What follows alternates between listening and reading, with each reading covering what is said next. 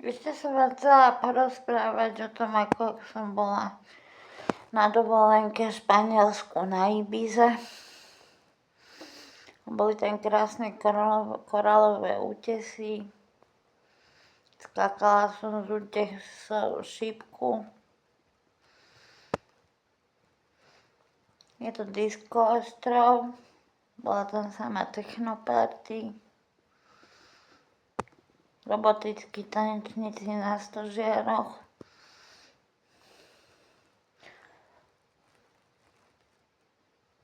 A jedli sme chobotnice.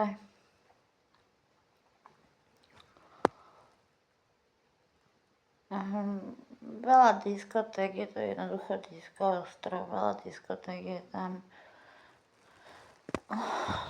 Potom som mala ísť do Talianska odtiaľ, ale som neletela, lebo som sa rozišla s priateľom, čo vlastnil na Ibize, Španielsku, hotel, prenajímal apartmany.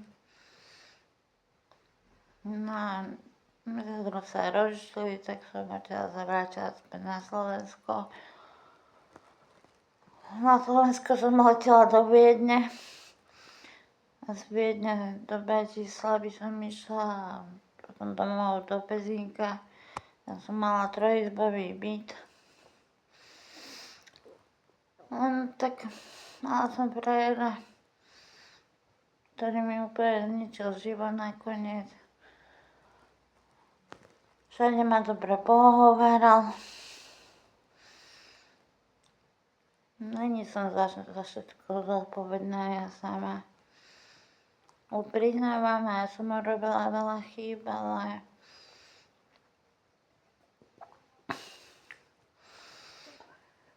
keby ste sa mali brániť ľuďom, ako bol Pablo Escobar, Al Capone, Cosa Nostra.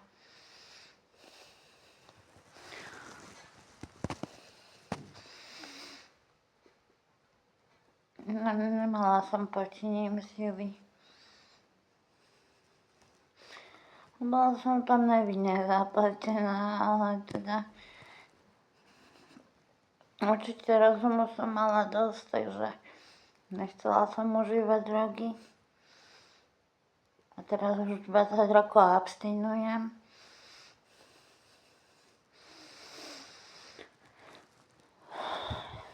Ešte som bola v Kartone pri Vedičkovom hoteli na oslave výročie televízie Markíza, kde som sa zoznámila aj s Marianou Ďurianovou, Pavlom Bruchalom.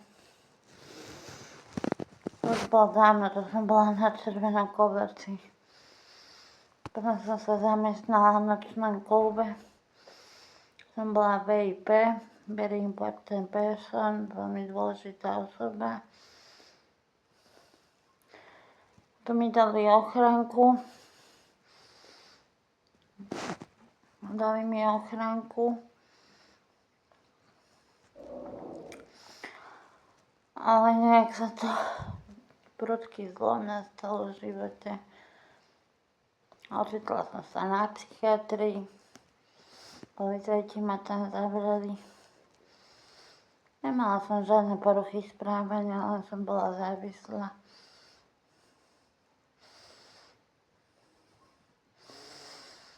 No a tam mi zistili paranoidnú schizofreniu. Samé paranoje, samý chronický strach. Mi to vyvolal chronický strach. A potom som sa začala zaoberať astrálnym cestovaním, astrálnym tretím mentálnym telom, ako sa teleportovať v časopriestore, astrálnym ocitnením, ako cestovať v čase.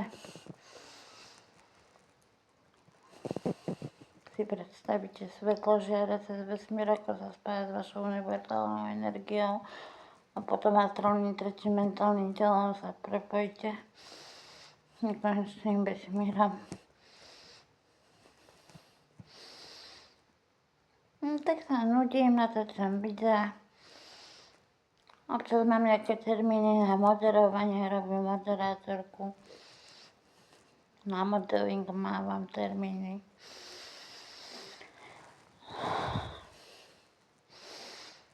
Ani to sa so mnou nerozpráva, neviem z akého dôvodu. V živote som nikomu neublížila, tak ja neviem prečo.